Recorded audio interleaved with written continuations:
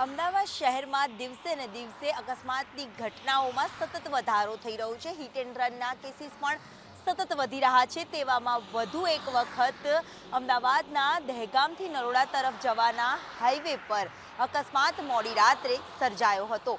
અકસ્માતમાં કાર ચાલકની કણભા પોલીસે ધરપકડ તો કરી લીધી છે, પરંતુ રોંગ સાઈડમાં ક્રેટા કાર આવીને એક્ટિવા ચાલક બે યુવકોને કચડી નાખ્યા હતા, જે સીસીટીવી પણ તેના ચોંકાવનારા સામે આવ્યા છે।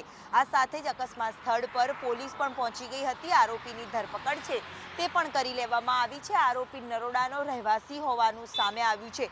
અમદાવાદ શહેરમાં તપાસ અને અકસ્માત એમાં તમામ જગ્યા ઉપર પેટ્રોલિંગ છે તે કરવામાં આવે છે, જ્યાં તમામ સ્થળો ઉપર પેટ્રોલિંગના દાવાઓ કરવામાં આવતા હોય છે, તમામ સ્થળોની વાત કરવામાં આવતી હોય છે, પરંતુ આ તમામ જગ્યાઓમાં તપાસ દરમિયાન પણ આવા અકસ્માતોની સંખ્યામાં સતત વધારો થાય છે। ક્રેટા કાર જે રીતે બે વાહન ચાલકોને કચડી નાખ્યા હતા, અડફેટે લીધા હતા, તેના સીસીટીવીમાં પણ જે સામે આવ્યું છે અને સાથે જે તપાસનો ધમધમાટ છે તે શરૂ કરવામાં આવ્યો છે। સાથે જ ગોપાલ પટેલ નામનો આરોપી હોવાનું પણ સામે આવ્યું છે અને આરોપીની ધરપકડ છે તે પણ કરી લેવામાં આવી છે।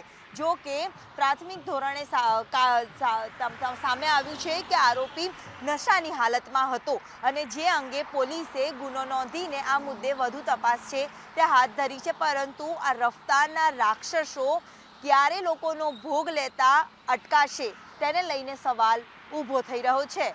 કેમેરામેન મનીષ વાણિયા સાથે દિવ્યા ચૌહાણ, સંદેશ ન્યૂઝ, અમદાવાદ।